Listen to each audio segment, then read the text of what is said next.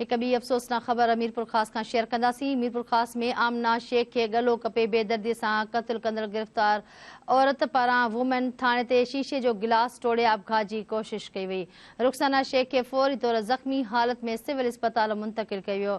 गुज़िरियल ॾींहुं आमना जी ॾेराणी रुखसाना मंडम ऐं ढोलू शेख खे गिरफ़्तार कयो वियो हो। ख़बर अवां सां शेयर कयूं पिया।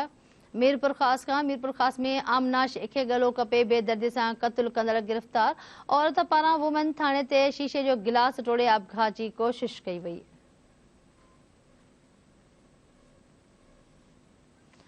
ख़बर अवां सां शेयर कयूं पिया। रुखसाना शेख खे फौरी तौर ज़ख़्मी हालत में सिविल अस्पताल मुंतक़िल कयो वियो। गुज़िरियल ॾींहुं आमना जी ॾेराणी रुखसाना मंडम ऐं ढोलू शेख खे गिरफ़्तार कयो वियो हो।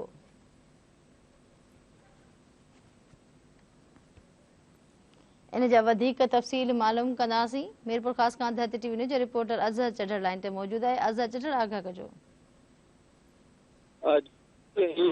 कुछ ॾींहं पहिरीं जेको आहे उहो मीरपुर ख़ास जे हिकु निजी गेस्ट हाउस मंझां मन्ना शेख नाले औरत जो जेको आहे उहो गलो कपिल लाश हथायो हो।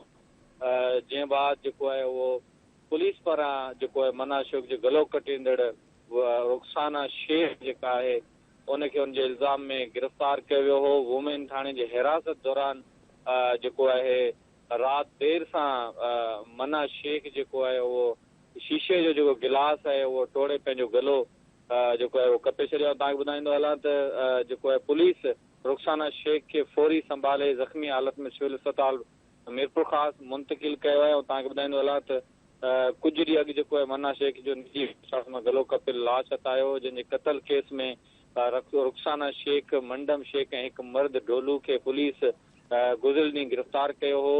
जंहिंमें मक़तूला जी ॾेराणी रुखसाना शेख जेको आहे मन्ना शेख जो गलो कटे क़त्ल करण बाद संदसि कननि मां सोन जूं वालियूं लाहिण जो एतिराफ़ जुर्म पिणु मीडिया आॾो कयो हो। जी ठीकु आहे, वॾी महिरबानी, आगाह कयो।